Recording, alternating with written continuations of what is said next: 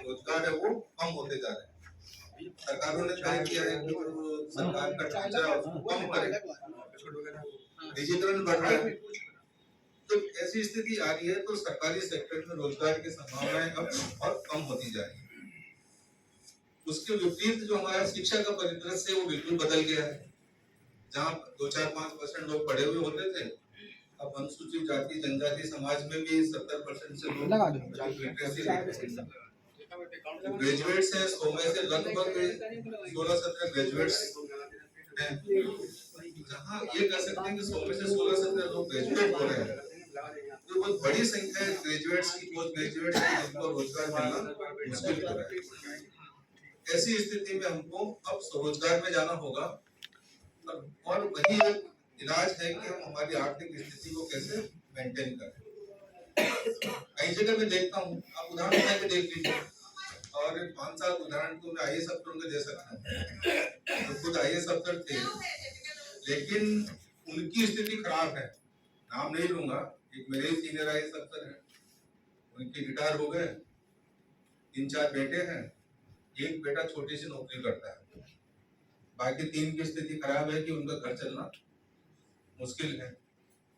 एक और senior IAS अफसर थे अपने, उनकी स्थिति है कि बहुत बुरी स्थिति है। एक और सीनियर आईएएस अफसर है, घर में 2 बेटियां थी, एक बेटा था, स्थिति खराब हुई, आज पूरा घर उनका खत्म होने की स्थिति हुई। तो ये 4 उदाहरण तो मैं आपको आईएएस अफसरों के दे रहा हूँ, जिनकी जो सेकंड जनरेशन है उनकी स्थिति इसलिए खराब हुई, उन बच्चों ने तय किया कि या तो बनेंगे तो आईएएस अफसर बनेंगे, नहीं तो कुछ नहीं बनेंगे। वो यूपीएससी के लिए दिल्ली में पढ़े रहे, 4 साल निकल गया, 5 साल निकल गया, उम्र निकल गई। अब वो एक ईगो था, आईएएस अफसर हैं, काम कैसे करने छोटा मोटा। आज वो उनकी स्थिति न वो समाज में बैठने लायक है, न वो मिलने लायक है। तो इस तरह की स्थिति है, तो बाकी जो हमारे छोटे कर्मचारी हैं उनके परिवारों का क्या होगा, आप कल्पना नहीं कर सकते। हम लोग ये देखते हैं कि आप जाइए जहाँ जहाँ हमारे लोग रिटायर्ड हुए हैं, क्योंकि फर्स्ट जनरेशन के लोग रिटायर्ड भी बहुत हो गए, तो उनके मोहल्लों के आसपास जाते हैं तो शाम को 5 बजे क्या देखते हैं, तो सुबह 11 बजे देख लो 5-7 लोग बैठ जाते हैं, ताश पत्ती ले लेते हैं और टप टप टप टप ताश पत्ती बजाते रहते हैं। यही हो रहा है ना। अगर वो नौकरी में रहते हैं, अपने कोई प्लानिंग कर लेते हैं, कुछ इन्वेस्टमेंट की प्लानिंग कर लेते हैं, मैं ठीक है कुछ बचाऊंगा, कुछ ठीक करूंगा, कुछ छोटा सा काम में करूंगा, इन्वेस्टमेंट करके धंधा शुरू करा दूंगा, तो उनकी आगे स्थिति नहीं होगी। ये परिदृश्य इसलिए बता कर नहीं है, रियलिटी है जिसको आप लोग भी अब इस दृष्टि से सोचे जाए, वे आने वाला समय हमारा कैसा हो सकता है। इसलिए डिक्की ने और अजाक्स ने मिलकर तय किया कि हर विकास खंड में हम लोग एक कोऑर्डिनेटर बनाएंगे। यहाँ आप लोग कोऑर्डिनेटर के तौर पे हैं, जिले के भी जिलाध्यक्ष हैं, वो मॉनिटरिंग करेंगे, और साथ में जो कोऑर्डिनेटर बनेंगे वो जाके इसी तरीके से 5 लोगों को ट्रेनिंग और देंगे। तो एक विकास खंड में 6 लोग हो गए हमारे, और जो 6 लोग हैं फिर आगे जाके हम चेन बनाएंगे कि जो 6 लोग हैं फिर 5 लोगों को फिर वो जो 6 फिर 5 को ट्रेनिंग दें। ऐसे करते हुए हमको एक नेटवर्क तैयार करना है, ऐसे जागरूक लोगों का नेटवर्क जो बिजनेस की बात करें, जो धंधे की बात करें, जो निवेश की बात करें, और अपने जो आर्थिक स्थिति है, वित्तीय स्थिति है, उसको सुधारने की बात करें। जब मैं बिजनेस की बात करता हूँ तो ये पाता हूँ कि आप लोग देखिए कि हमारे लोगों की आर्थिक स्थिति क्या है। जिसको सरकारी नौकरी मिल गई वो थोड़ा थोड़ा ठीक हो गया, बाकी स्थिति खराब है उनकी। और जो सरकारी नौकरी मिल गई है उनको भी क्या मिलती है, तनख्वाह मिलती है, तनख्वाह में से 10-15% बचा सकते हैं, लेकिन ओवरऑल जो देश की अर्थव्यवस्था है उसमें उनकी भूमिका क्या है, बहुत ही नगण्य है। अब एक इंडस्ट्री जो बंदा चलाता है वो साल में अगर 10 करोड़ का बिजनेस करता है, तो सरकारी आदमी 1 लाख रुपए भी तनख्वाह मिल रही है तो कितने का बिजनेस कर रहा है, 10 लाख का 12 लाख का बिजनेस कर रहा है। कहाँ 10 लाख जीडीपी में ग्रोथ में उसकी भूमिका रही, और जो 10 लाख वाला उसकी भूमिका कितनी रही, 12 लाख की भूमिका रही। तो कितना टाइम हो गया, 100 गुना अधिक उसका महत्व है सरकार की निगाह में, समाज की निगाह में 100 गुना हमसे ज्यादा इम्पोर्टेंट हो बंदा। क्योंकि उसने जीडीपी में अपनी भूमिका निभाई है। इसीलिए आप लोग देखते होंगे, छोटा सा उदाहरण देता हूँ कि अपना जैन समाज है, जैन समाज का आप देखिए कि कहीं भी अगर छोटी सी उनके मंदिर की मूर्ति अगर इधर उधर हो जाती है, पूरे देश में क्या होता है, जैन समाज का आंदोलन होता है। 2-4-5 दिन में पुलिस कार्रवाई करती है, पुलिस पकड़ पकड़ के मूर्ति को लाके रख देती है। ऐसा क्यों होता है? क्योंकि जैन समाज 1% है अपने यहाँ, क्योंकि एकता है, और एकता में उनको जरूरी है कि उनका आर्थिक अर्थव्यवस्था में उनकी भूमिका बहुत बड़ी है, तो सरकारें भी उनसे डर जाती है। सरकार किससे डरती है सबसे ज्यादा? वो उससे डरती है कि जो टैक्स देने वाले उससे डरती है। जो टैक्स नहीं देंगे तो सरकार कैसे चलेगी?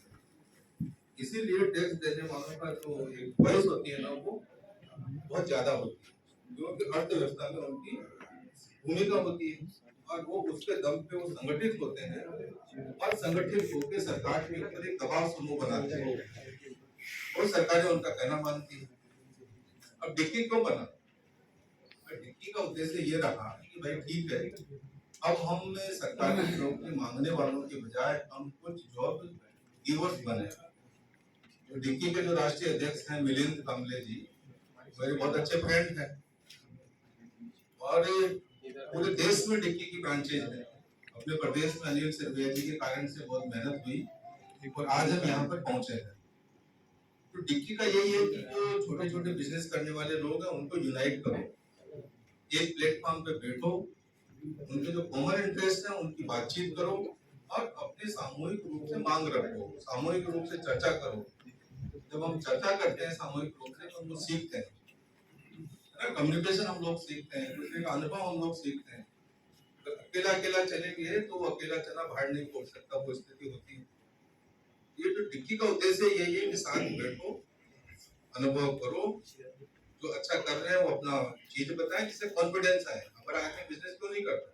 तो डर है, और डर होना एक बाजू भी है, डर होगा ही होगा ना। इसलिए डर होगा कि हजारों सालों से हम तो सेवक के रूप में रहे हैं। भारतीय सामाजिक व्यवस्था है, बड़ी व्यवस्था है, उसमें ब्राह्मण, क्षत्रिय, वैश्य और शूद्र वाले लोग हैं ना, इनको कहा गया कि आप तो सेवक ही रहोगे। तो सेवक कभी मालिक बनने की कोशिश करता है तो उसको डर लगता है। वही स्थिति हमारी। मैं बताता हूँ कि जब मैं बचपन में था, राजस्थान का मैं रहने वाला हूँ, तो देश आजाद हुआ, उस समय लैंड रिफॉर्म शुरू हुआ, तो सरकार ने जमीनें देना शुरू की। तो हमारे दादाजी को भी कहा कि आप भी जमीन ले लो। उन्होंने कहा हम क्या करेंगे, दो ही तो बच्चे हैं, अपना काम करेंगे, जमीनों का हमको क्या करना? बाप दादा ने जमीन कभी रखी है क्या? हम खेती बाड़ी थोड़ी करेंगे। जमीनें नहीं ली। जैसे कई उदाहरण अपने देश में हुए कि लोगों ने जमीनें उस समय इसलिए नहीं ली, मानसिक स्थिति ऐसी थी कि हमको हमारा काम तो सेवा करना है, हम बांस का टोकरी बना लेंगे, इसी से हमारा पेट भर जाएगा, हम चमड़े का काम कर लेंगे, ट्रेनिंग कर लेंगे, मजदूरी कर लेंगे। तो उन्होंने उस चीज को एक्सेप्ट नहीं किया। कारण क्या था? एक तो वो एक सेवक होने की मानसिकता, दूसरा उनकी अपेक्षा ही नहीं थी उनको।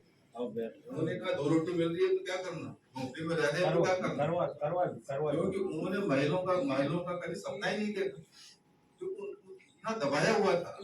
गांव के एक तरफ झोपड़ी में आप रहोगे, आप अपना बड़े घर का सपना ही नहीं देखोगे, तो आगे उन्होंने बढ़ने की कोशिश नहीं की।